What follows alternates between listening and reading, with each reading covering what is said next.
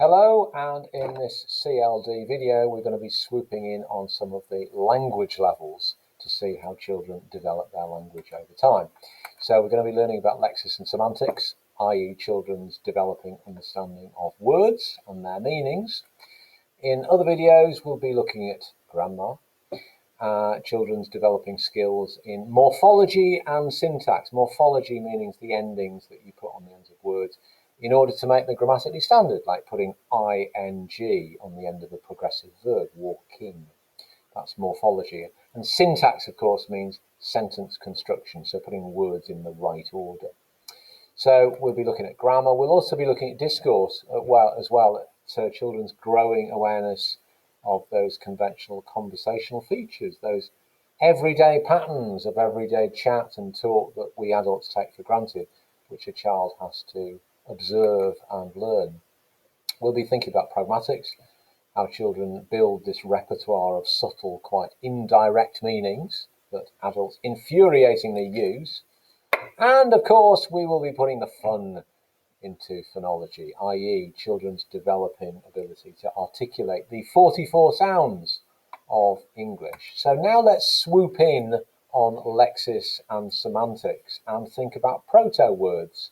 Now, a proto word is an invented word which has a consistent meaning. And children seem to start doing this around about 9 or 10 months when they keep making the same bunches of sounds to refer to a particular object. I'm talking about sounds like bubub or meb. Quite a lot of reduplication going on here. Or dim or bobo. So these are words that are consistently used by the child. They're not standard words, but the child seems to be using them in a consistent way when they're referring to a particular thing. And therefore they're important because they are the beginning of semantics. I wonder, those proto words on there, what you would link them to in terms of these objects. What is a bubub? Is it a bottle because it starts with that biplosive phoneme at the beginning? Or is it a teddy bear? Or is it a biscuit? Or is it a pacifier? The choice is yours. So these are proto words. Okay, so we're beginning to think about words. Now, words are troublesome little beasts, aren't they? There's all sorts of issues with words. For a start, pre-literacy, a child is just hearing a whole blur of noise. And so the question is, well, actually, where does a word begin and end? If I say, "Bugün ben İstanbul'a gidiyorum, biraz alışveriş yapmak için," then if you don't know the language Turkish, then you don't know where one word starts and the word ends. All you're getting is just unchanneled noise because we don't tend to put a pause between each word. So the first trouble is, well, what exactly is a word? And then you've got to think about, well, what is the word actually referring to? Is it simply just referring to an object, i.e. there's some labeling going on? Or is it referring to an action, like say, for example, I'm giving the person a pen? Or is it referring to a location? Or is it a feeling about the thing? It's not entirely obvious. And there's a good little piece here from Steven Pinker's The Language Instinct, where he says, even if we assume that a string of sounds has been isolated as a word, the feat of discovering its exact referent is still to be marvelled at. A rabbit scurries by, and a native shouts, "Gavagai!" Now, what does Gavagai mean? Logically speaking, it needn't be rabbit. It could refer to that particular rabbit, like Flopsy, for example, or it could mean any furry thing or mammal. It could mean scurrying rabbit, scurrying thing, rabbit plus the ground it scurries on, or habitat for rabbit fleas.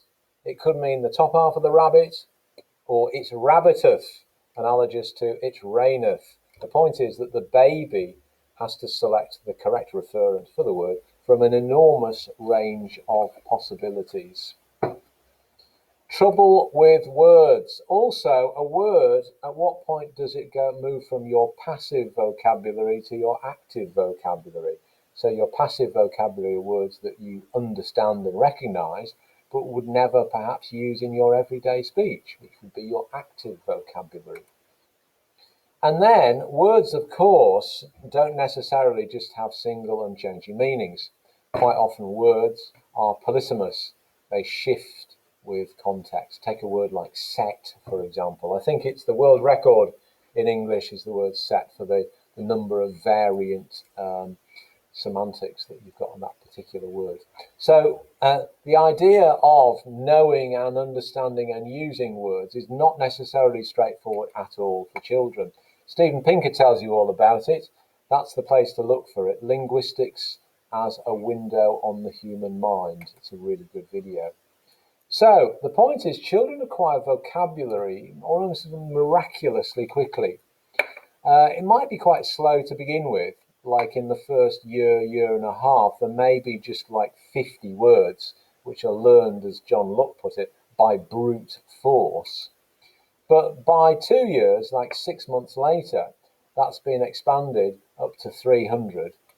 And then we've got what's called the naming explosion. So once children crawl out of those early stages that Jean Piaget talks about on his cognitive theory, i.e. they're crawling out of the sensory motor and pre-operational stage, then we get this naming explosion, which makes a horrible mess all over the carpet, I can tell you.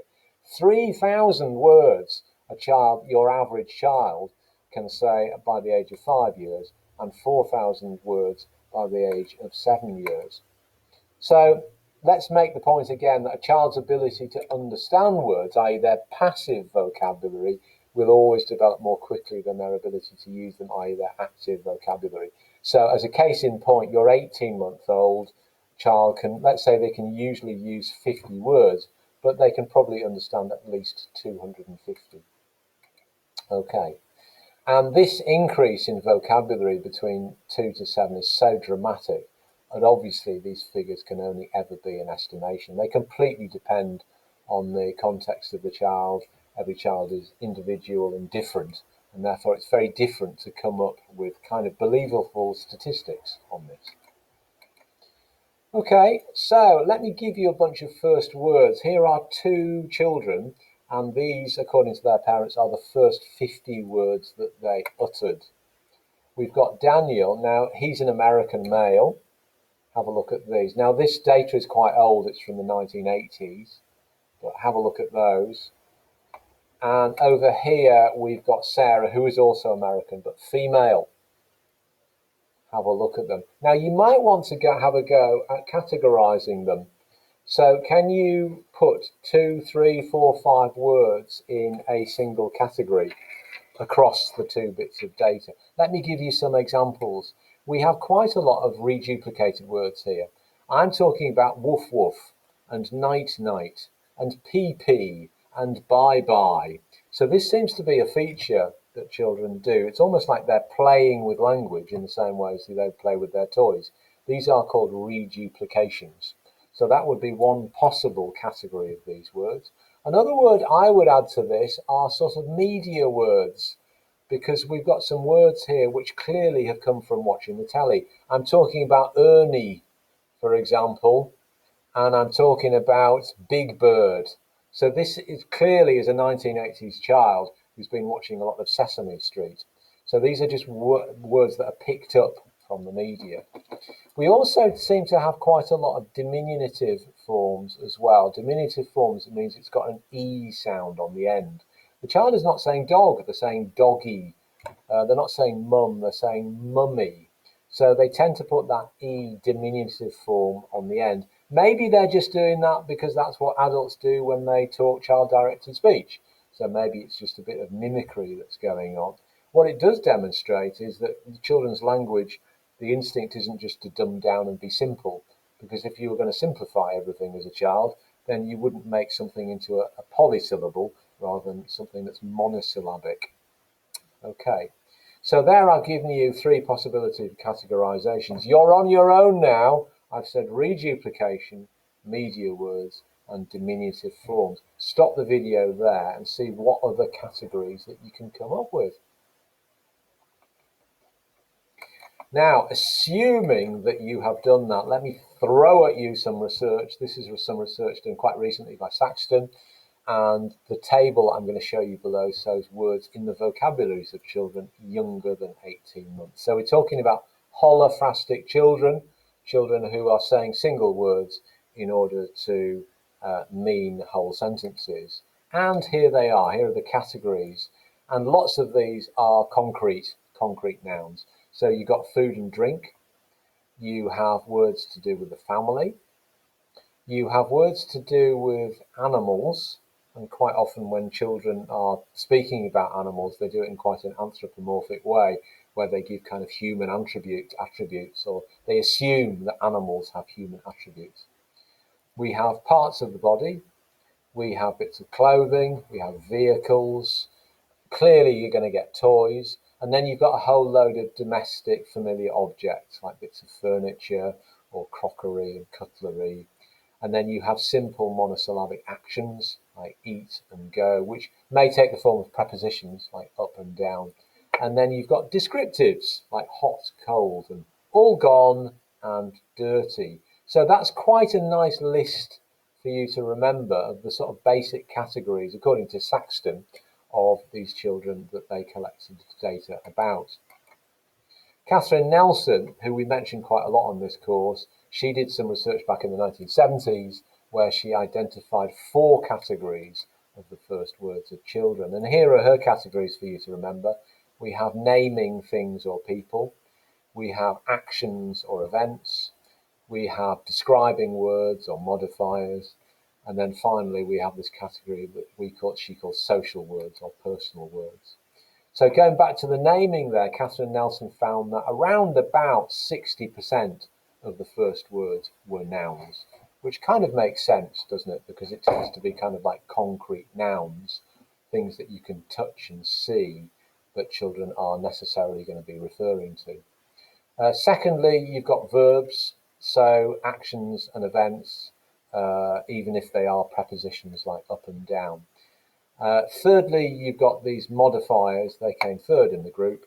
And then finally, these personal social words made up only around about 8% of the sample. So it's worthwhile remembering those. Now, that's interesting because when you think statistically of most of the words that children are listening to, the highest proportion of words that they're hearing have got to be grammar words, haven't they? They're words like the and I and in. They're going to be those small grammar words. Now, those are not the words that dominate children's first words. Far from it. They tend to be content lexical words that the child says, words like verbs and nouns and adjectives that have semantic meaning, rather than the statistically more common grammatical words like prepositions and auxiliary verbs and determiners. So this kind of suggests that there's a bit of a sieve going on here, and maybe it reinforces Chomsky's nativist idea that children are born with this language acquisition device that enables them to sort out the difference between different word classes, and therefore at the holophrastic or 2-word stage, or telegraphic stage even, to disregard some of the unnecessary grammatical words in favour of lexical words instead. Leslie Rescorla, who is mentioned in the AQA textbook over here, studied 78 children from the ages of 2 for 15 years. So this was a longitudinal study, and she published her findings in 2009. And it got picked up by the newspapers, who ran with it with the basic story that if you had a normal child, then this normal child must have the following 25 words by the age of 2. And there we are, mummy, daddy, baby, milk. Not very dissimilar to the words that you've been looking at there with Daniel and Sarah. And Rescorla's claim was that there was a link between later vocabulary development in toddlers and continued language issues as they got older. So if a child has fewer words in their vocabulary age 2, this could be a sign of other problems. So let's have a talk now about some of the prominent features of lexical and semantic development. So obviously in this holophrastic and 2-word stage, children will often improvise if they don't know the word for something. And this will quite often take 2 main forms. We're talking here about overextension and underextension. So overextension is where you use a more specific word to label a more general noun. So for example, any man that comes into the house, rather alarmingly, might be called daddy. Okay, that's overextension. Or any vehicle that happens to go down our road here, Abbey Road in Darlington, all four-wheeled vehicles are going to be called a car, even if it's a bus, a tractor, a lorry, etc. So those are all examples of what's called overgeneralization or overextension. And there has been some research that has subdivided those into two categories. On the one hand, you've got categorical overextension, and on the other, you've got analogical overextension. Now, categorical overextension means that it's fairly obvious how the child has seen the thing. So they've seen that an apple is round and it's with all those other pieces of fruit, and so they're calling all of the pieces of the fruit that are there in the co-op in that particular area as an apple. And so it's fairly straightforward for the parents or the caregivers to try and interpret the meaning of why the child has used that categorical overextension. On the other hand, you have what's called analogical overextension, which means that it's much more indirect and subtle. So in the child's mind, you have to really probe inside the child's mind in order to understand the connections that they're making. And there was some quite famous research on this done by our favorite Russian linguist from the 1920s, Lev Vygotsky. Yes, all you need is Lev. And he did some research about children's overgeneralization. And he argued that children basically overgeneralize in quite complex ways sometimes. There is this famous example of this child who uses the word qua to refer to quite a lot of things. He'd been out in the park and he'd seen this bird and he called qua a duck a qua, which is quite logical. It's a non-lexical onomatopoeia, which is telling us the sound that that particular bird makes. But then, because the duck had been found next to the water, then the child started saying qua, referring to glasses of water, i.e.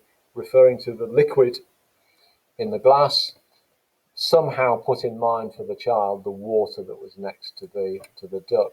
And then he also said qua when he was looking at round things like a coin or a teddy bear's eye. So this is analogical categorization over generalization. It's quite a complex phenomenon, chain complex that's going on here. So that was Vygotsky, and it's written about very interestingly in this now very old book, The Articulate Mammal by Jean Aitchison, which is a fantastic book about children's language development. So that's overextension. On the other hand, you've got underextension, which is using a more general word, but will only apply it to a specific situation or thing. So, for example, the child might only use the word apple when it sees green apples and not sees other colour of apples. Or the child might only use the word car to describe their own Hyundai Getz 1.1 rather than any of those vehicles out there which are cars. So this is under extension. So it could be argued that the ability to seek connections and find similarities between words is a sign of a kind of innate capacity to make sense of language, i.e. Noam Chomsky was right all along that children have universal grammar and a language acquisition device. Now let's put in a word here about hyponymy. So hyponymy is categorizations of words and their semantics. And a hypernym, Hyper, a hypernym is a general umbrella term that encapsulates a range of more specific words. The hyponyms, Hypo. No, it's not confusing at all. So hypernym would be something like fruit. So a broad umbrella term like fruit or furniture or vehicle. And your hyponyms would be the specific things in that particular hypernym, like banana, apples, pears, strawberries. They're all examples of hyponyms. Okay, so what you've got with children is moving between hypernyms and hyponyms, and I suppose a measure of the sophistication of a child's vocabulary is the ability to understand that the hypernym might be the word car, but hyponym, like hi and I gets 1.1, is a hyponym. How would you use these terms? Well, a parent points to a beagle and asks their child, what kind of doggy is that? And the child responds with a Labrador. Well, a child might use categorical overextension by using the hyponym Labrador to be referring to all dogs. So a possible reason for this is that the child may own a Labrador. Okay, Jean Aitchison always has something brilliant to say about language development. She suggested that there are actually three processes going on in children's language semantic development. Worthwhile memorizing these. First of all, you've got labeling, where a child just basically links a sound to an object or an idea, and they are beginning to be able to call something by its correct name. So in the early stages of vocabulary building, there's essentially a whole lot of labeling going on. Then you've got packaging, where a child begins to understand that range of meanings a word might have. They might recognize, for example, that the word bottle can cover all sorts of different shapes and sizes, but that they all have a similar function. So this is what she's calling packaging. And then finally, as children's hyponymy becomes more complex, we have what she calls network building, when a child starts to make connections between words, and they begin to understand that some words are synonymous, like, for example, big and large. They mean exactly the same things, but you have things like antonyms as well, where you've got some things that are exact opposites. So learn those terms of Jean Aitchison: labeling, packaging, and network building. Why not have a go at doing this little task? So on the left here, we've got 5 children's holophrastic utterances, and what you're being asked to do is analyze the examples of children's language and the context they arise from. And what you're trying to do is use some of the vocabulary that we've just been talking about. So tiger, used when looking at pictures of tigers, lions, and leopards in a picture book. Socks, used when referring to gloves. Duck, used when talking about feeding ducks, pigeons, and other birds in the park.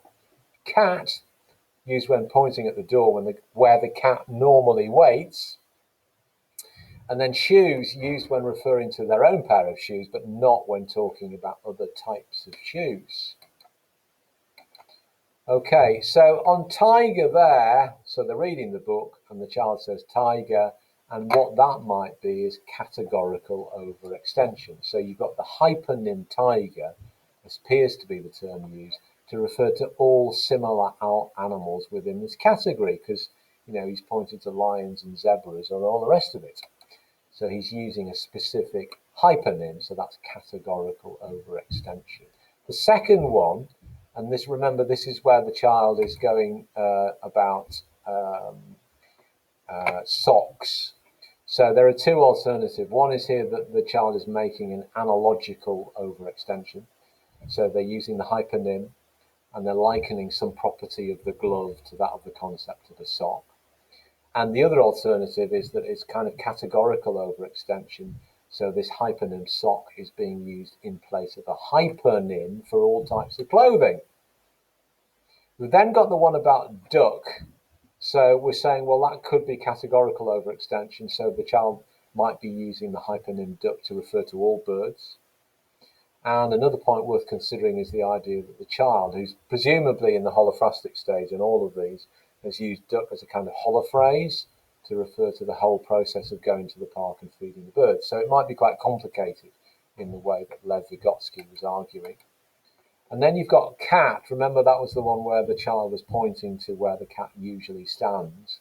So this possibly demonstrates the beginning of an understanding of object permanence, which is one of those concepts that Jean Piaget was talking about, object permanence, placing her in the latter part of the sensory motor stage of cognitive development.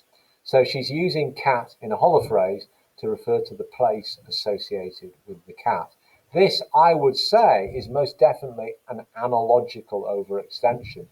since the child is actually associating the cat with this expected location. It wouldn't be immediately obvious if you or I wandered into the house and the child was pointing to an empty area and saying cat. You might think this child has gone bonkers. No, no, no. This is analogical overextension. And then we've got shoes, where the child is only referring to shoes as their own shoes. This is a great example of underextension, where the child is using shoes in an overly narrow sense. So arguably this suggests that the child is still egocentric because she thinks that everything is about her, and so it places her either in the sensory motor or the pre-operational stage of cognitive development. So your analysis of vocabulary that's going on in transcripts that you're given in the exam, or indeed stuff that you're looking at in your language investigation, if you've chosen to do a language investigation where you're comparing the language usage of your two-year-old cousins, it can be very, very rich, okay, everything that you're looking at on vocabulary. So can you remember the answers to these questions, the four main categories that Nelson put children's first words into? Can you explain exactly what overgeneralization or overextension is, and what are the two different types of it? What exactly is underextension? Can you tell me the difference between a hypernym and a hyponym? And just throwing in there, what exactly is a holophrase? Okay, I think we have done enough about vocabulary in this particular video. In the next one, we're going to be tackling grammar.